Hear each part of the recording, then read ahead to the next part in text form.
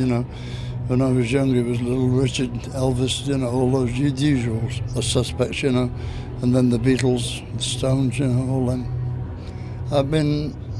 I'm lucky, I lived through it all of rock and roll. I was there. I was about 11 when it started. And I remember when there was no rock and roll. And then suddenly there was. Because you've always had rock and roll in the background in your life, as long as you remember. But I haven't. I remember it was Rosemary fucking Clooney singing How Much Is That Doggy in the Window, you know. Terrible. It was awful before rock and roll, believe me.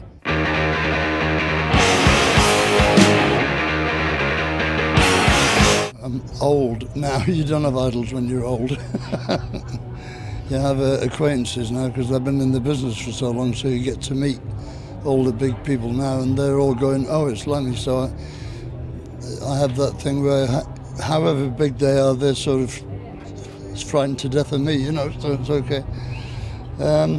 Yeah, there's some very good bands around, you know, but the thing is you'll never hear them on the radio, you know, because they won't get signed because they're too heavy or they're too obnoxious or they're too, you know, scruffy or whatever it is. And record companies who are on the way out anyway just don't understand that. They never did, you know. They always hire a band and try and make them just like the last one they had. So why sign another one? Why not just make another clone band, you know? Why hire a band and destroy it, you know? I never understood that, but there you go. That's the way it is. Yeah, I like a lot of people now. Well, Evanescence have broke up now, but I used to like them. Skunk and Anansie has just reformed with the original members. We went to see them, they were fantastic, you know, I like them too. A lot of good bands around.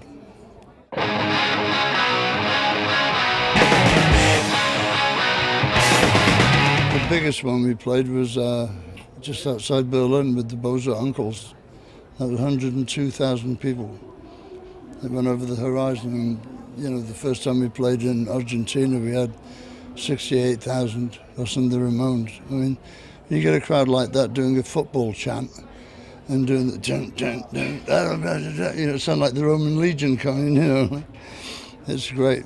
Those are great moments. And the first time, you know, you have in your life, you have like ridges, right? And you get to the top of the ridge and there's another ridge. And then you get to the top of that one and there's another one. You know what I mean? It's like that. So your ambitions are like that. So the first time we got to play the marquee, and then you sell out the marquee, and then the first time you play Hammersmith Odeon, and then you sell out Hammersmith Odeon, and then you got 3 nights at Hammersmith Odeon. First time you went to America, you know, it's all like that. So no special one, you know, just lots of them, really.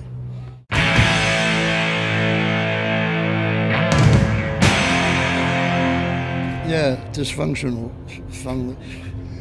It's like every band is a dysfunctional family because we're closer than family, because no family has to travel on a bus together for 3 months, you know. So you have a small mannerism that gets on somebody's nerves, and that's all it is in normal life. But if you're stuck on a bus with them for 3 months, it becomes huge, you know, and you want to kill them with a bread knife. It gets really ridiculous, but then you learn tolerance because you have to, because that's the name of the thing. The whole thing. It's like the army, you know, it's like being in the army. You learn to live with people and you learn not to tread on toes, you know, you learn to sort of keep the spaces separate. It's okay, we're good at it now.